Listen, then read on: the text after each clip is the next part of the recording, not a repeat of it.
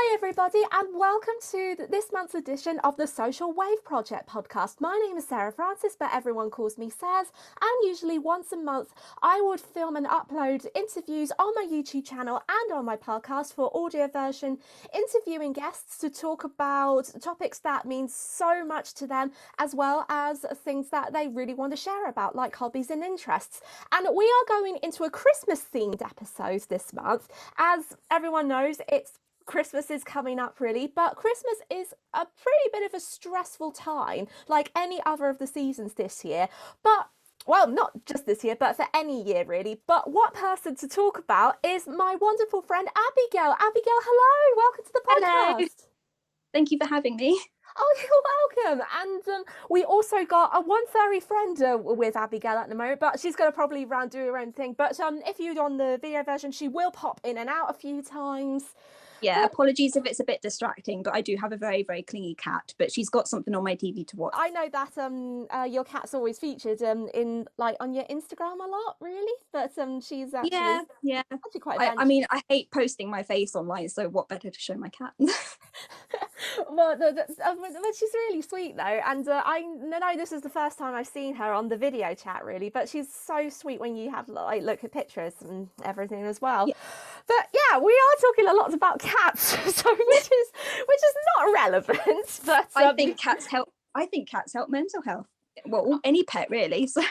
Oh yeah, definitely, and that's what we're going to probably touch on as well, really. But Abigail, would you like to introduce yourself a little bit more so everyone can know what your hobbies and interests are and what you do and what you're passionate about? Okay, well, my name's Abigail Armstrong, and I'm 26 years old. I have diagnosed mental health, so I'm sure we'll go into that. Hobbies are I love animals. I love Disney. That's like my big main hobby. I love dancing. And I recently finished level 3 in counselling skills. Oh wow! I remember you saying to me you were doing counselling, but it's really good that you passed. Congratulations! It was actually really hard because I just about finished level 3 as we were going into lockdown. So that was kind of like the last time doing an exam in normal circumstances. Oh no, that's just it really, and it just came up at the perfect time as well. So Yeah. it was good really just to keep it like there as well. And I don't know how to like describe this really, but it's always good to have everything prepared really. And since you were talking about social counselling and mental health, that really worked out perfectly. And Yeah. even though if it was tough during lockdown. Yeah, it really was. Because when you think about counselling, you kind of, I mean, there's different kinds of counselling. There's phone counselling, which is something we had to dive into a little bit when our classes stopped. But having to physically sit there and talk to someone is much better. That's what we were training for anyway. So to have, I don't want to say intimacy is the wrong word, but being able to sit and actually see the person you're talking to rather than on a screen, it was much better than doing it over a phone conversation. So that was something that we had to get used to for a few weeks before we finished the course. Oh yeah, because it's always hard really because during lockdown people just really don't like. I don't know how to say this, but I'll give like one example really with when you have an appointment with the doctor, you can't really see them on Zoom and you've got to have a telephone call.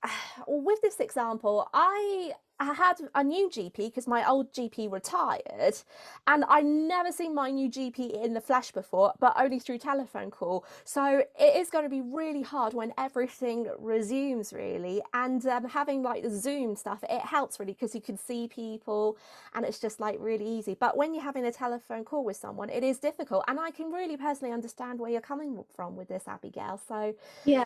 yeah. I also have, I think this is actually quite common with a lot of people. I have like some sort of phone, not like a phone phobia sort of thing. I hate talking on the phone. It makes me feel really anxious. So talking on, doing a counselling session as well when you're still training on the phone, it was very difficult at times. And even when, calling the doctor, sometimes I have to get my mum to do it because I get too scared to talk on the phone. But yeah. Oh no, that's kind of like the same thing as well. I mean, I had to get my mum to contact like my doctor when I'm nervous, and I know it's a little bit silly, but It's she not used to silly be though. oh no, she used to be a nurse though, so she's like the pro. She knows what she's doing. So Yeah, so that's quite fair. Anyway, we'll probably move on to get into the topic really. So normally during an interview, I would prepare questions, but silly me, I've been so unprepared for this episode this month. So I thought that we'll just probably have like a chill in the chat because obviously we have covered mental health before. Well, I covered mental health before in the previous episode with Cornell back in November. So we thought we would just have like a relaxed thing. And since it's Christmas anyway, or coming up to Christmas, we don't really want to have a few stress with the questions and all that. So it's just going to be a chill chat today. So, Abigail, can we start off with like your history of your mental health diagnosis? Yeah. I don't want to go into specifics of certain things I was diagnosed with, but I was diagnosed with depression and anxiety. This was back in 2013, I think, but I think it was something that was there much longer before that. I think I can trace back to certain depressive feelings even to when I was about 4 years old, but obviously I wouldn't have known about that back then. But it was when I was in college, or more towards the end of my school years, that I started noticing that something wasn't right, and I think I knew what it was. This was when I started first hearing about depression and stuff, and then I got diagnosed when I was in college because I missed a lot of days of college. I would get so stressed, I would get really bad headaches, and I would miss days, even though when I was at college I was studying media in college and retaking some of my GCSEs, and I was really enjoying what I was doing, but it was just something just wasn't right. So I got diagnosed then. But back then it was my depression that was worse than my anxiety. Now I got re-diagnosed back in 2019 and my anxiety was worse than my depression. So I had a feeling it would be like that. And I was diagnosed with something else on the side as well, which was actually worse than my depression itself. So it kind of feels like that's now taken a bit of a backseat and I'm now struggling with other things on the side, but my anxiety is probably the main cause of certain issues that I have at the moment, with regarding like social anxiety, like we just talked about, talking on the phone and things. And I think with COVID and stuff, that's heightened it a bit because I'm not used to going outside as much. No one is. So, and I'm also an introvert as well, which isn't, I suppose that can be tied into mental health, can it? But I feel like I didn't get affected by COVID as much as other people did because I am an introvert, and I'm not seeing people for quite a long amounts of time was quite normal for me. So I didn't really struggle with much as other people, but it has affected my social anxiety because I'm just not used to going out as much as I was before. So that's kind of the general background. So the last time I was diagnosed was 2019. I had sort of like a re-diagnosis and I went through a few sessions of therapy, which didn't really work out for me personally. I was on medication, which also didn't work out well for me personally. So at the moment I'm on nothing. I mean, it is quite hard, really, because I know a few friends who have like depression and anxiety as well, and they've all told me that lockdown was really difficult for them because most of them are very social, and to them, really, socializing is the only thing that they do. But of course, everyone is different, really, in their own circumstances, and like your experiences, for example, Abigail. And some people are comfortable with socializing with people, some of them are okay being by themselves and all of that. But it's really interesting to see how lives have actually been affected since like diagnosis and then pre-diagnosis as well. But it's always interesting to know that even though if you're living it through now, would you think that if you were diagnosed earlier than 2013 or 2019, would you have noticed any changes, or would you think it wouldn't make much difference at all? It's so difficult because my life in general. So the reason that I don't want to say the reason, but a lot of my home life is what contributed towards me having bad mental health. So it's difficult to say whether if I had any extra help, sorry, Oh. if I had any extra help, whether it would have changed my home life, because I don't think it would have, because those things were completely separate. What was happening at home didn't have anything, it wasn't under my control. So, I was only a child. But But I think if I was diagnosed in early secondary school time, so around 2007, I think maybe I would have wanted to have school therapy. But the thing is, I mean, I don't know what it's like now. You just didn't hear about school therapy back then. It wasn't known to students whether we even had a therapist in the school or a counsellor. You know, it just wasn't common knowledge. And I feel like that really would have made a difference, because I would have been able to talk about my home life more, and they maybe would have had some idea of, sometimes I would come into school crying because something was going on at home and I wouldn't be able to focus on the lessons. I missed so much school because I had physical illnesses as well. Mm. And I would have been able to talk about that more. And I might have even had confirmation from a school counsellor to say, do you think you might have this or that?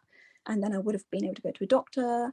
I don't know what would have happened, because whether you would have been put on medication at such a young age, I'm not sure how that works, but I do think it would have made some difference. I'm not sure if it would have made all of the difference, but I yeah. know it's just like it really, because you just don't know what's going to happen, or what did happen and what should happen. Because I know that these were different times really in the past, and there wasn't really much understanding. And normally with the council therapy at schools, it sounded like it was an American thing really, and Yeah. it's just feel like it works with some people in one country, but not many people in another country would think about that. And this is something that it could be beneficial. And I mean, I don't know what things are like now really, but I know that for secondary school students in particular, it could be really beneficial, because I've got a nephew who just started secondary school, and it kind of made me feel like if his school actually had therapy sessions like that, because at any time it could be very beneficial for him really, and it could be beneficial for everybody. But it in but and I don't know how to say this, because when you think about it, you think in a school you have to be in a very safe environment, Yeah. and that's a big question about whether having the therapy sessions in school is a safe environment, because anything can happen really. Because if someone can hear something, then that could be I wouldn't say disastrous, but it could have a big effect on someone's health. But and then it could happen for a university or adult life. It could be different. You just never know. Yeah. Well, when I think about mental health, there's some sort of misconception where people think mental health always refers to mental illness, but I think everyone has mental health, don't they? And I think that, for example, counselling can sometimes, well, not sometimes, most of the time, it can be really scary. Especially as a child, you don't know what to expect. Sometimes you don't want to talk to people about things, even as an adult. And I've thought about, I wonder if because originally I wanted to be a school counsellor, and that's why I went into counselling, because I it's something that I would have wanted as a child. And I thought, but would I have done that as a child? Because I was much more shy when I was a child. And I thought, why don't schools have this set time, maybe once a week or something, where they just have a group of people in a classroom, and they set a time where you just have a bit of a one-on-one with a teacher or something, or even a counsellor that comes into the classroom. So it's not just like set in a separate room and it's one-to-one, and you feel like all this pressure to start talking about things that you don't want to talk about.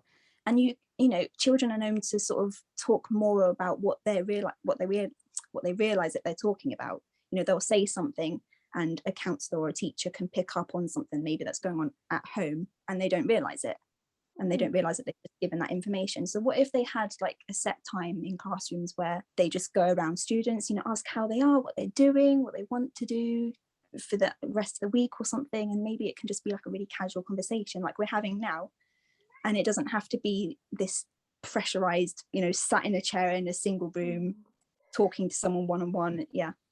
Yeah, and then also it's because the way you described it, Abigail, it really made me onto like another point, because the other day I read a newspaper article that a primary school in London, excuse me, a primary school in London decided that since their students have been suffering from depression and anxiety during lockdown while they're at home, the school decided to introduce the students to a laughter therapy session class. So like laughing and improvising. And I have done this before in the past, but basically with laughter therapy, you have to try and make yourself laugh using your diaphragm to make it as like fun as possible, to make it smile. But then some people do with experiments like that, make like sing, for example, and I know it's going to sound like a really horrible example, but something like ha ha ha ha, Yeah, that sort of thing, really. yeah, And just children cool. just want to be interacted and they want something positive like that. So would you Yeah, think something like that would work, Abigail? I do. I think it would. I think it would have some sort of positive effect on children in general, especially because when I think back to, for me personally, when I think back to my primary school days, that was a lot more fun. You know, that sometimes they would have set days where you come in and bring toys and everything felt more relaxed. And I think they can't, you know, they just stop doing that when you get into secondary school. They stop having set times where you just can relax and you can enjoy yourself. You know, you can feel safe in this environment. And especially if you're someone like me, I mean, I had a friend group, but I didn't really feel like I was properly friends with them. You know, they weren't the sort of people that I remained friends with throughout my entire life or anything, which is quite a common thing to happen. But it would make me feel slightly more involved with everyone if it was a more relaxed environment like that, like you just mentioned, and we were doing something fun together, like an activity. And it's really important just to have like these kind of things as well. But then moving on from schools, because I know that you've mentioned earlier, because I know in like the footage version of the interview, we saw your cat's tail going around there, which is so cute.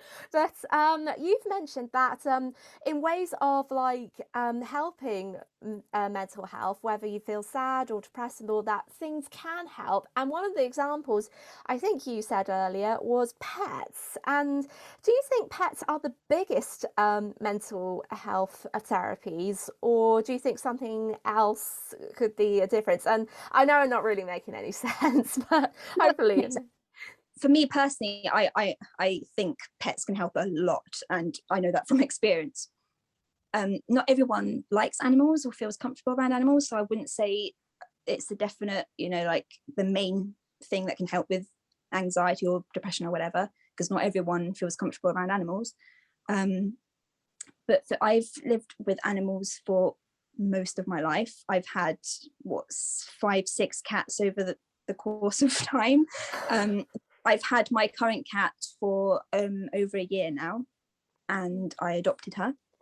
And before her, I had a dog who passed away a few years before that. I had her for 10 years. So I had a pet-free house for a few years, and something just didn't feel right. And I felt like I was kind of going into a really, really depressive time in my life. And I felt like I needed company because I spent a lot of time in my room. I just needed a cat because I really missed having cats. Because and I mean this doesn't really tie into it, but I had cats before which were unfortunately taken away from me, not by choice. I had an evil stepdad that took them away from me when we moved, so they got sent to hopefully a really nice home, and I really missed having cats in my life. So I got another cat last year, or the year before. Was it last year? I don't know what year it is. And it's really lovely though to see and that your cat really feels at home and safe, because I know that she feels very loved and cared for, really. But when you're having a pet, it's kind of like you're sticking to a routine, because when you have like depression, all of that, to keep you going, your brain needs to be active, and by from the sound of that, having a pet is a good way to have that routine. It really does. Routine is one of the it sounds so silly when you're first telling it to someone, but routine is so important. Like just getting up and brushing your teeth, washing your face every day, that's something I have to do every day. And it doesn't make things better, but it just makes you feel that slightly bit more normal. And when I got my cat Belle, she gets very hungry all the time. Very normal for pets. And it's always quite early on in the morning, so I get up at 7 a.m. every day to feed her, and just getting up early every day rather than sleeping in until 10 a.m. or something, that's something that's been my life now for over a year, and it weirdly has helped a lot. Like, I don't go back to bed, I don't, it's hard to explain, isn't it, why routine is important when it doesn't necessarily make you feel better. It doesn't get rid of those depressive or anxiety and anxious feelings, but it's just something that's somehow improved in my life a little bit. And she's become part of the family. My mum loves her, my friends love her, and there's part of my family is dotted around all over the place who haven't even met her yet, so that's really exciting, to introduce them all to her. And yeah. Oh. So it sounds like Belle is such a very active cat, really. And I know we were introduced earlier before that. Oh, and she's meowing in the background as well. Very talkative.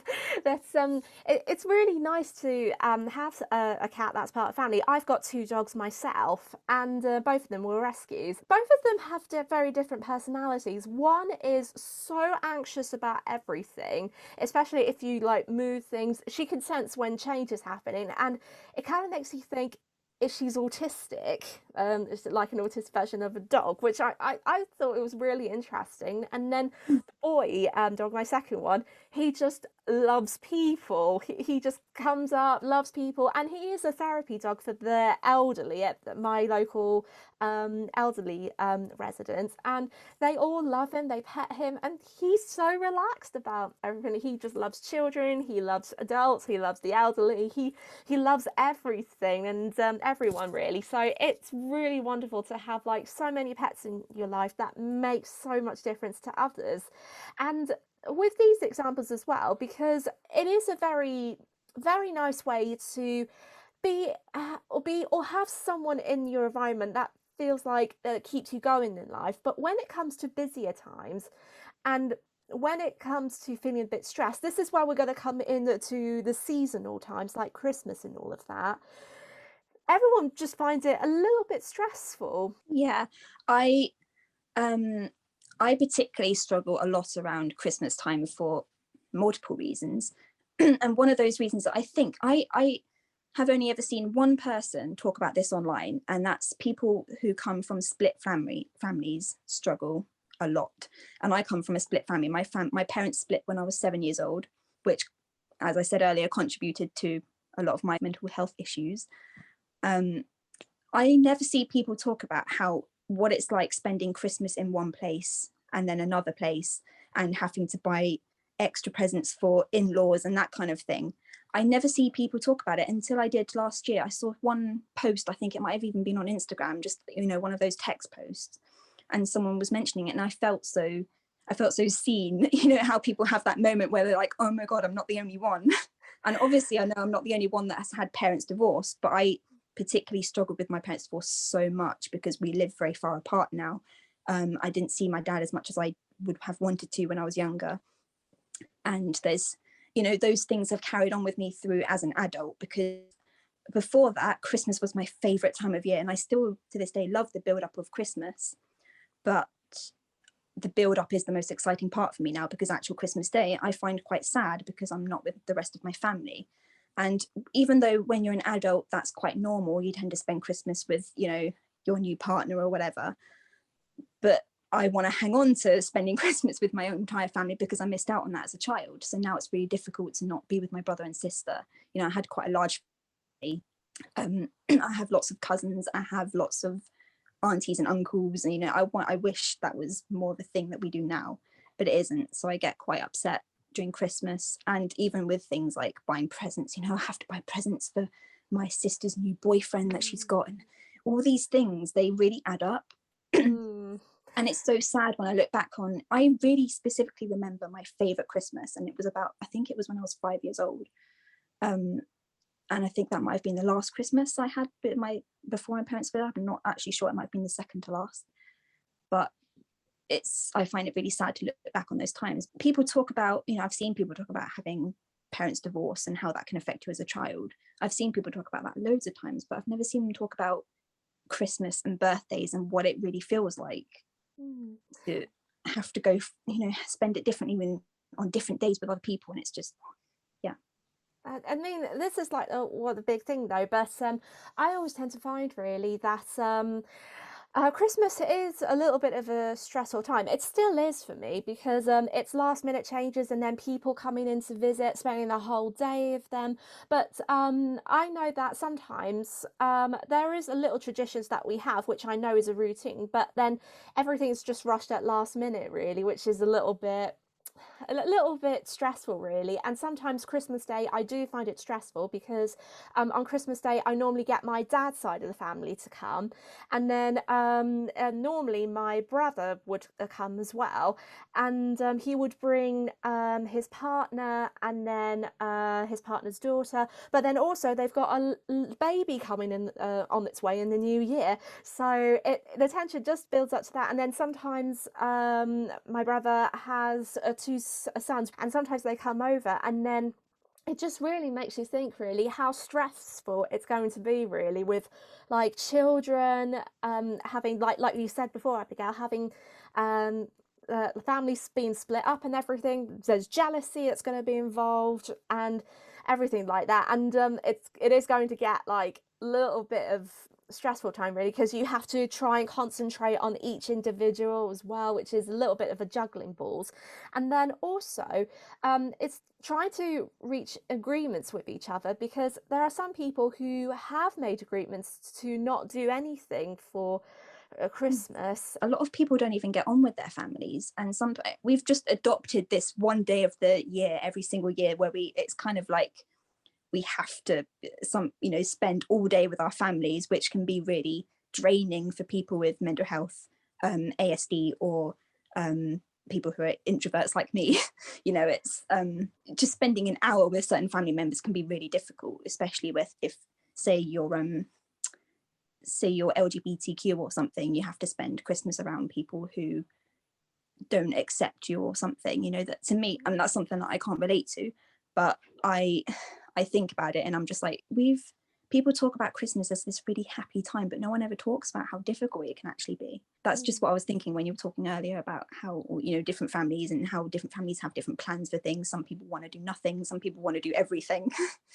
Oh yeah, it's just like all those different things really. And then I know that with traditions to stick to as well really, I remember that when I used to date my ex, he had a family tradition of like seeing his family on Christmas Eve, then not doing nothing on Christmas Day, and then he used to come around to my family for Boxing Day, and having like me being the things like seeing his family on Christmas Eve, and then being with my family on Christmas Day, and then Boxing Day with him as well. It was really difficult, and I found myself so drained and so tired that I just really couldn't cope with stuff sometimes really. But I remember I was feeling a little bit more drained really when it was the last Christmas with us together before we split up, and Yeah. I can remember it was just so difficult at the times really. But I'm not saying it in a horrible way, but it's just like Yeah. sometimes when you go through things it's emotionally draining and you find it hard to sink everything in, especially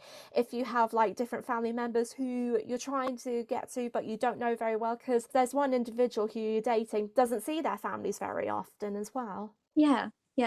When you bring partners into it, it can be very different because I had a partner before and his family was very different to what my family are used to, and we didn't see each other on Christmas Day because we had a long distance relationship. But it can be a huge difference. And my sister is actually getting married now. She recently got engaged. So that's now going to be a huge change. I'm now going to have a brother-in-law who I don't actually get on with. So Oh, that's going to be very, I'm not going to go into detail about that because that's got nothing to do with what we're talking about here, but just Christmas in general, how much that's going to change and how anxious I am about that already. it does sound like it is a little bit of anxiety involved there into the mix really. But it's difficult because it feels like really when you have some family members around and if you're not the host you have little choice, and that's the way to think about it. Yeah, because people like my mum, for example, she gets really stressed around Christmas time for some reason because there's this pressure on her to host because she's the mother. Or my dad probably hosts less because he's got his own life. He's remarried we all get on very well together. I think the last time we spent Christmas there was 2018 maybe. So, you know, it's not that often that we go to his when he hosts. But it was a nice change, I suppose. But it was, again, very anxious because I didn't know what to expect. But yeah, it's It people. is hard, really. Yeah, when people want to host, that's fine, and they enjoy host. Some people really enjoy hosting, but when you're not hosting, you know, you have to go to someone else's house. You don't know what time to leave if you want to leave. You don't, you know, you don't get a choice of what food and drinks there are. It can be quite stressful. Yeah. Oh yeah, definitely, and with little kids as well, really, because sometimes you got to really think about how tired the kids are, and then sometimes parents were like, "Oh, we'll drag on later and later," and sometimes you just feel like if your child's tired and if it's like 6 o'clock, just bring them home. Don't leave them about longer. I don't have any experience with that at all because I am the youngest in my entire family, including cousins and everything. So I've never been around young children that much at all. So I normally was that child that was getting tired. And well, actually, when I was younger, I enjoyed Christmas a lot. So I you know, I'd be the one wanting to stay up really late and stuff. So I was probably the nightmare child. Oh no, that's just like the things though. And then, oh, by the way, this isn't me saying not trying to be horrible, really, but it's just like parents have like different boundaries with like different things, and then sometimes parents will be like, oh, they're allowed to stay up a bit longer than their usual bedtime, and I just think to myself, yeah, but. And you just got to really think about what's best for that person as well, because it's not just about focusing on a group, it's focusing on an individual itself, really. And I think, to be honest, that's a good way to look at it, really, because not everyone wants to be at a place very, very long, really, because it can be difficult. Yeah. I mean, some people really want that. Some people stay over for Christmas, you know, go and visit people for like a mini holiday or something. I think that's what I used to do when I was little. I remember spending like a little weekend, like a Christmas weekend away or something with my family. And this was when I was really small, like I must have been about 3 years old or something. And it's weird that I kind of remember it, but it was with my mum's side of the family, her sisters and stuff. And because I was a child, you know, that was quite fun for me. But as an adult, I'd be like, oh, staying away from home at Christmas sounds really difficult. Mm. And for me this year, actually, I have no idea what's happening with Christmas, but I'm really anxious about it because I am moving house and I don't know when. I don't know if it's going to be before Christmas or after Christmas because I've just bought my first house and that's really exciting. I'm doing a huge move, which is really stressful. This will be the 8th time I've moved in my life, and I hate moving simply because I've done Oh. it so many times. And yeah, I don't know where I'm spending Christmas. It's really interesting to see how things have like gone a rocky road, really, because I know that things just happen at the last minute because people decide to come a week before or maybe a month before. A month is fine because it just feels like, yeah, that's fine, but a week. I don't know what to describe it for a week. It does sound more stressful compared to what it was, really, which is totally understandable. I don't adapt to change very well either. You know, even the slightest bit of change is very difficult for me. So not knowing what the plan is, even like a week before, month before, can be very difficult. You know, I have to think about, you know, what I'm going to pack, but do I have to do that after? You know, where am I going to be?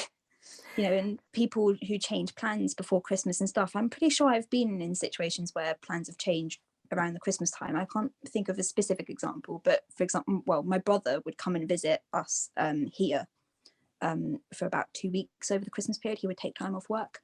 And I think one year that changed and it was only going to be 1 week that he was spending with us or something. And I got really upset because I'm so close with my brother.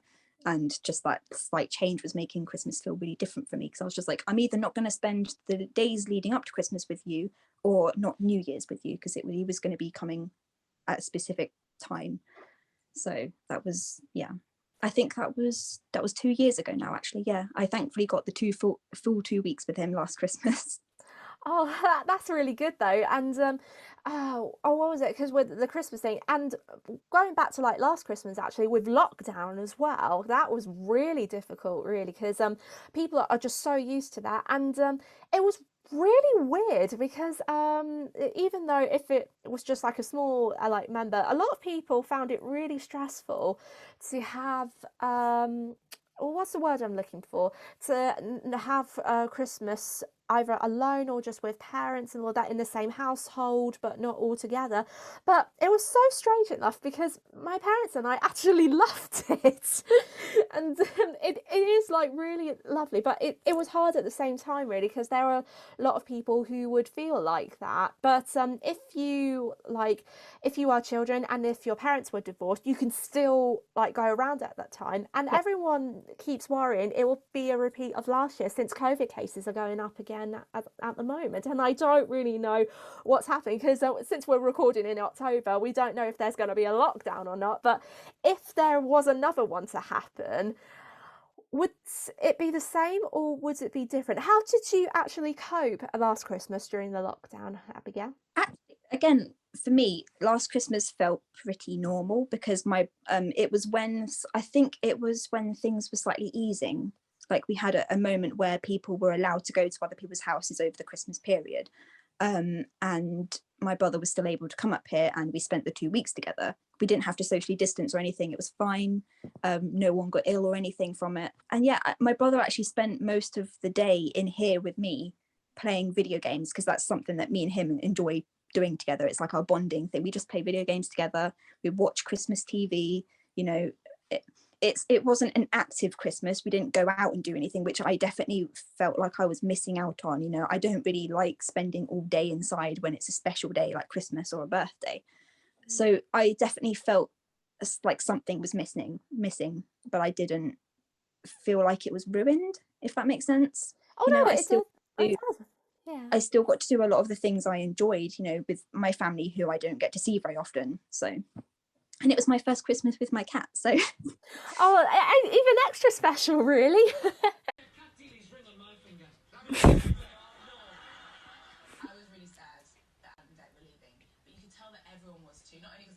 When you think back to last year with like 3 lockdowns and everything, because I know that what I explained with Christmas before, I was in tier 4 where I was, so because that was just the 3 of us, and that continued on into the new year.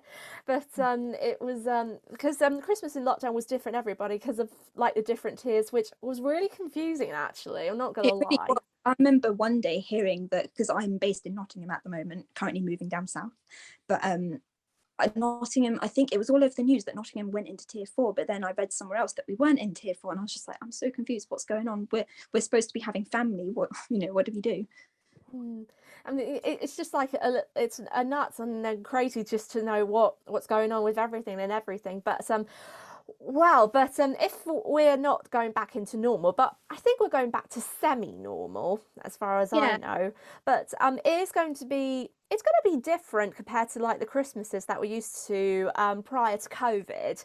So it's going to either probably be more stressful, or if it might be just be normal, or maybe things change. Who knows what's going to happen on December 25th? But I'm going to probably leave some advice over to you, Abigail, because I I'm very curious to know, and I know there will be a lot of people who will be curious to know. What would your advice be if you were in a stressful situation during Christmas or any other seasonal years like birthdays or Easter or anything like that? birthdays is what I struggle with the most. Oh, really? I'm with me, I'm the kind of person that I don't want any attention on me at all. Please, just you can come if you want, but please just let me have my own space. If there's something that I want to arrange, then let me do it, sure. But my advice would be, I'm no professional, so don't take this with a grain of salt.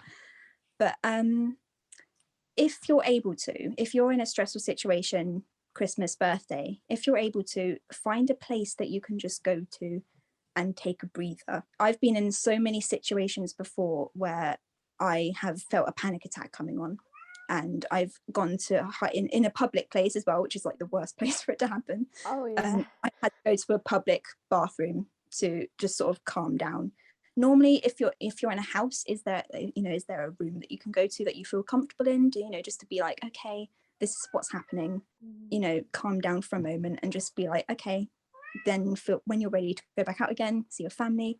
Or if you're particularly close with a family member, let them know what's going on, let them know that you feel a bit anxious about, you know, if what activity you're doing, or if there's more people there than usual, you know, always let someone know, because I would say I have a few people in my family who I feel comfortable enough to tell something to if I'm not feeling great.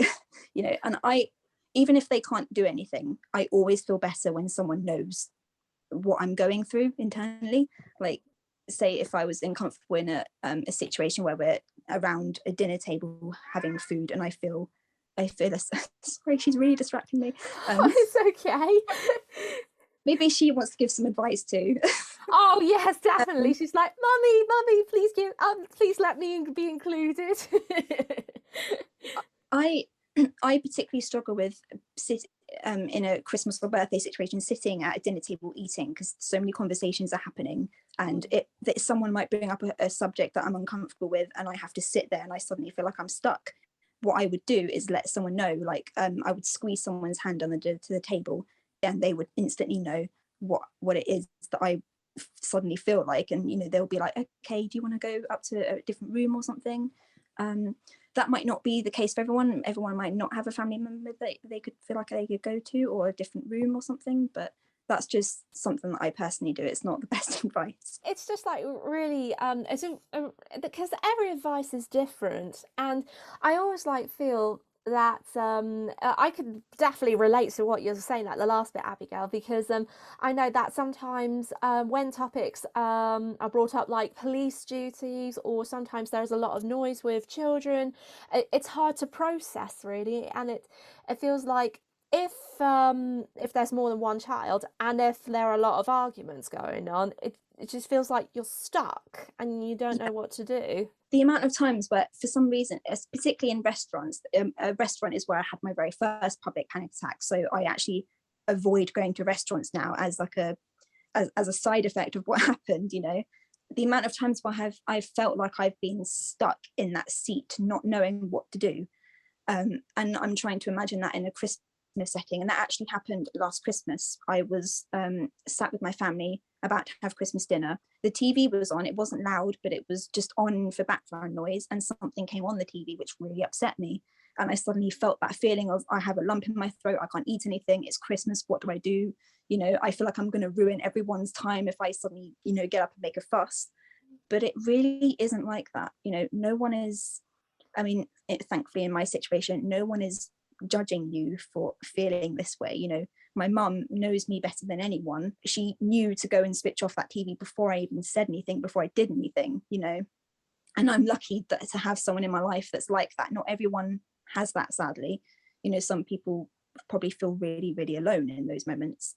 But that's why I say, you know, if you do have someone in your family you can feel like you can talk to, make sure you tell them beforehand so that they know in advance. And so, you know, it's such a common thing as well when you suddenly think you're going to ruin everyone's time by having these feelings as well, but that's just not the case. You know, if they're your family and they care about you, your feelings will matter, and everyone's Christmas will be ruined if something happens and they're not the ones to help you, you know, because then you'll be resentful towards them. It's a huge cycle. Oh no, that's definitely a good point actually, because I know where like you're coming from and all of this as well. But it is very important just to look after your mental health around this time, and as everything processes into the new year and all of that, you just don't know what's going to happen. And then if you are thinking about something, even though if there's one event like Christmas, which is another either 365 days or 366 if you could include a leap year, it can be, how do I find the right words to put this?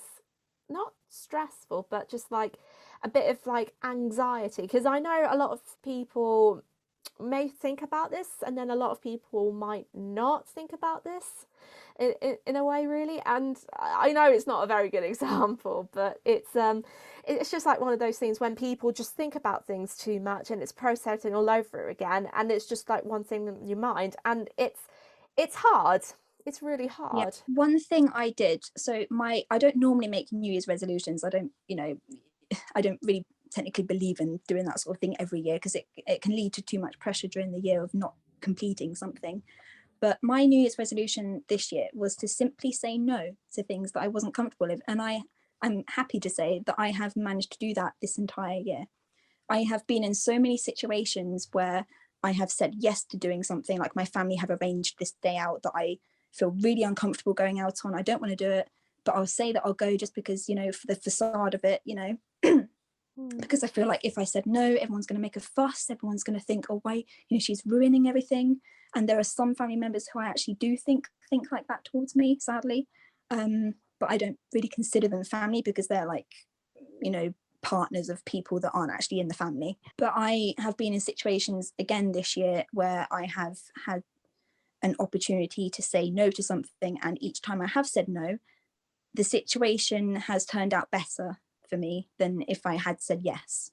So for me, that has worked. And that would also be a part of my advice that I gave earlier, is to say no to things if you're uncomfortable with them. Because yes, people may question you on it, but you will be more comfortable if you said no and you stopped something before anything worse happened. And I'm so happy that I've taught myself to do that this year. It's like, it's probably the biggest life lesson I've given to myself ever, you know, and it's taken a lot of self-awareness. You know, I've learned a lot of self-awareness on my counselling course and things like that. I've had to learn about understanding how I'm feeling, and if there's something that I'm not comfortable with, say no to it.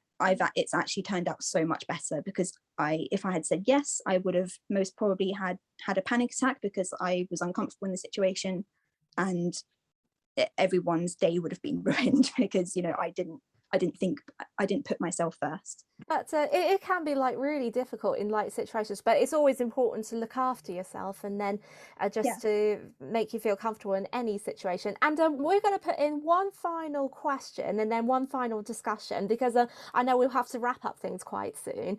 But what advice would you give, not probably because I know we said about Christmas and seasonal times, but with mental health in general, what advice would you give based on the things that you've learned about yourself, and then counselling and just in general, really? I would say the main one is what I just said earlier, is to simply put yourself first and start thinking about the things that you want and what you think is right for you. Don't listen to what other people think you should be doing. Sometimes that can be a good thing, sometimes it not, you know, not everyone knows what's best for you, you know. But yeah, having some self-awareness, I think, is something that so many people should actually try and do, because I never thought that it would do me any good, of, you know, looking back into my past and understanding all of those different things in psychology and all that stuff. It sounds really complicated, but actually it's just simply about understanding how you're feeling and putting that to use, like I did this entire year, not letting yourself get upset for the sake of other people's happiness. I think that is the biggest life lesson I've learned. It may not help anyone else, I hope it does, but that's something that I've never even thought about before this year in general. But it's done me the world of good, because I now know that I can miss out on something. It's kind of sad to miss out on, you know, this big event, but I would have been sadder going to that event and then regretting it because something bad happened, like a panic attack, or, you know, God knows what else. So that doesn't have to be around just Christmas. It can be anything in general. Going out with friends, family members, just on any day of the year, or doing any activity. Yeah, I would say that's my main bit of advice. But it's really good advice though, and then it's just like just go along with the flow, and then just focusing on yourself. And it's like what Cornell said in the last interview, it's always important to look after yourself in any situation and any time of year, really. And I think that's the most important message when it comes to mental health as well. And I'll definitely be taking some advice on board there, Abigail, because I learned something new from this today. And I'll definitely take this up. But yeah, I think we're going to wrap it up there. Abigail, thank you so much for coming on today.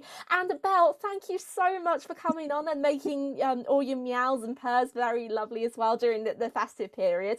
And we are going to be wrapping series 1 of the podcast, and we're going to jump on to series 2 next year. But I hope you all have a wonderful Christmas and a happy New Year. And until then, I will see you in season 2. Take care, everybody. See you soon. Bye. Bye.